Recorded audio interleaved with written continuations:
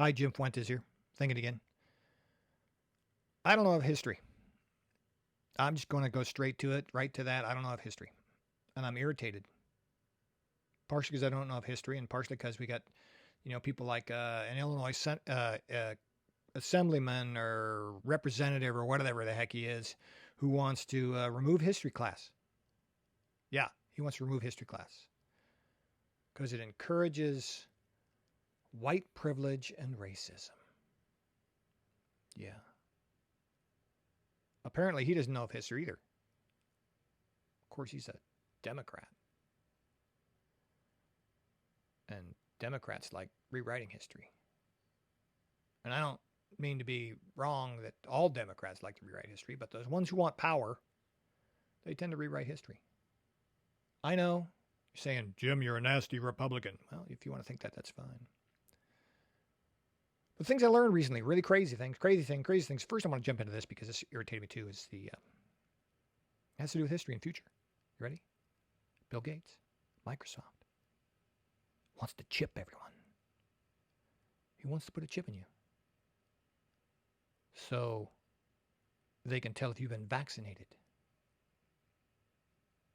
You watch the movie Hunt for the Red October? Yeah, you can travel state to state, no papers. Comrade, let me see your chip. You have not been vaccinated for the coronavirus. Go home, get vaccinated.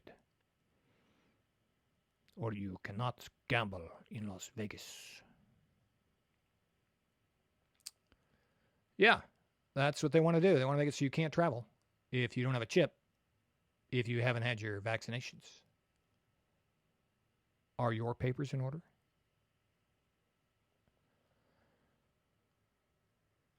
Yeah, so, if you look at it, that's the history of a lot of communist countries.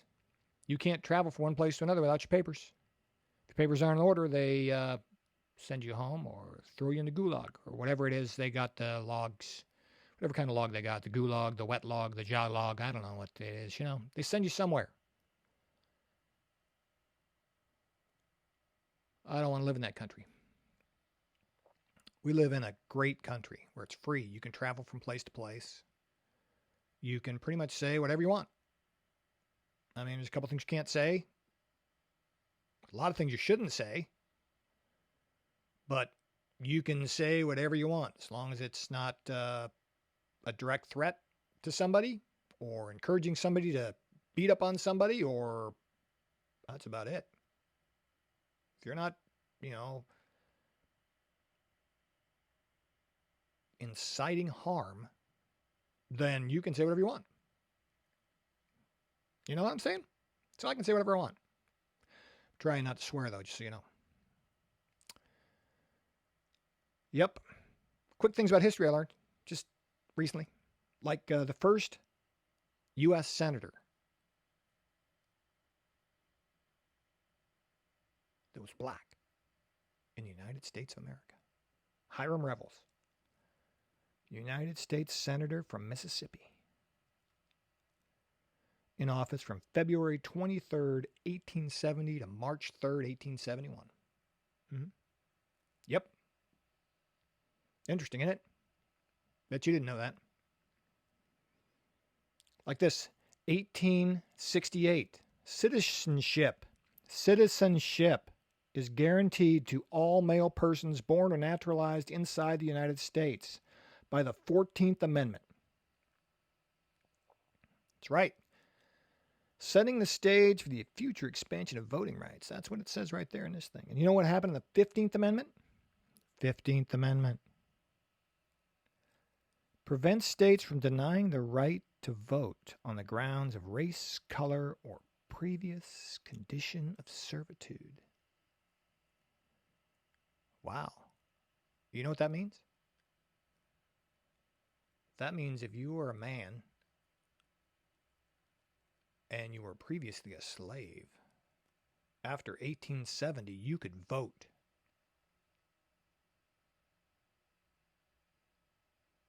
It means black men had the right to vote after 1870, and not one state could do anything about it. Yep. Unless you were the Confederate States and the Democrat South and the start of Jim Crow laws. The amendments that effectively disenfranchised the black and the poor people. That's right.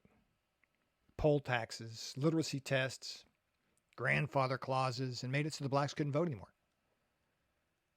Did you know that Hiram Revels and most of those other black, in fact, I think all of the other black senators and congressmen that were elected in the beginning of that free time of the slaves, all of them were Republicans? Yeah. Another fact, another piece of history. So I'm going to learn more about history. Hopefully I can teach you some stuff about history. Hopefully I can absorb some stuff about history. See, I know my personal history. You know, where I came from. How I got here. I know where my parents came from. I know where their parents came from. All right, I take that back. No, I'm good with that. Get to my dad's side, it gets kind of fuzzy. Because I know my grandparents... Let's take this back. My great-grandparents left Spain when my grandparents were children. I think my grandfather was born in Hawaii. But I know his parents were from Spain. And I think my grandmother was born in Spain, but came to the United States through Hawaii and got here about the same time as my grandfather. I don't know, it's very confusing because that part's all lost in Chiggiwaga. You know what I'm saying? You can't find it. Once you get out in there, it's just gone. But my mother's father's side's pretty clean. You know, we were here, well, before the Revolutionary War. Which is really interesting, you know.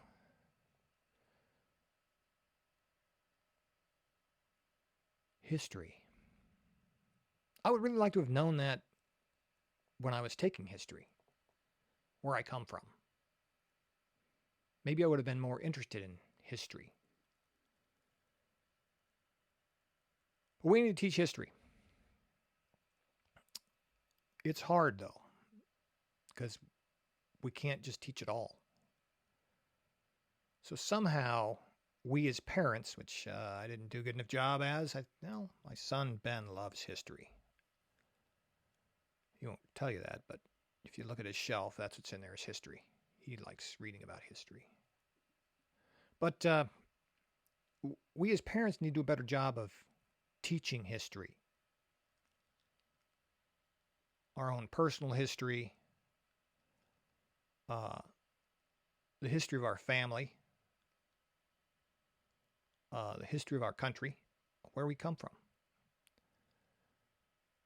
Because I don't think there's a person alive today that can say that they personally know a slave in the United States. I may be wrong, and if I am, I'd like to know. Because, I mean, how old would they have to be? They'd have to be really old. I mean, to personally know a slave. I'm bad with math, but I mean, slavery is 1865, so that's 100 and something years ago, and it's 135 years ago, plus 20, so that's 155 years ago. That's some pretty old people. Yeah, I want to meet them. I do. I want to have a conversation. But I don't think there is any. And if there isn't, then why are we discussing it? I'm not held down by the fact that I'm bald. But I am bald. And I don't think I would be held down if the neighbor said, Jimmy, you're bald, you can't get anywhere. Nobody with no hair is going to get anywhere in this country. I'm telling you. I don't think my neighbor talks like that, but if he did, I'd look at him and go, I don't care.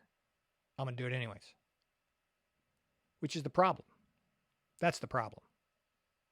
You see, the problem in this country is not skin color. No. It's not gender. What are we up to? 7,564 genders now? I believe there's 2. But, hey, I could be wrong. Been wrong before. It's not where you come from. It's not who your mother was. It's not who your father was. It's who you are. You succeed based on you.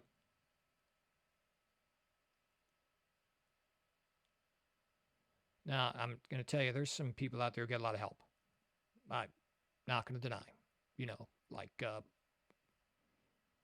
President Trump borrowed $1 million from his dad. Turned it into billions. But he borrowed $1 million from his dad. You know what? He got some help. Al Gore, he got some help. A lot of people got help. And a lot of people didn't. A lot of people didn't. Very famous, very powerful people didn't get any help. They just busted their tail, went out and got A's. Herman Cain busted his tail. Great man. Sad that he's gone. Busted his tail. Went out and got A's. Man was doing a job, working for the government. And the white guy who started at the same time and was getting promoted faster. Herman Cain went to his boss and said, how come this guy's getting promoted faster than me? And he said, well, Herman, he's got a master's degree. Herman went out and got a master's degree. Started getting promoted faster. Busted his tail.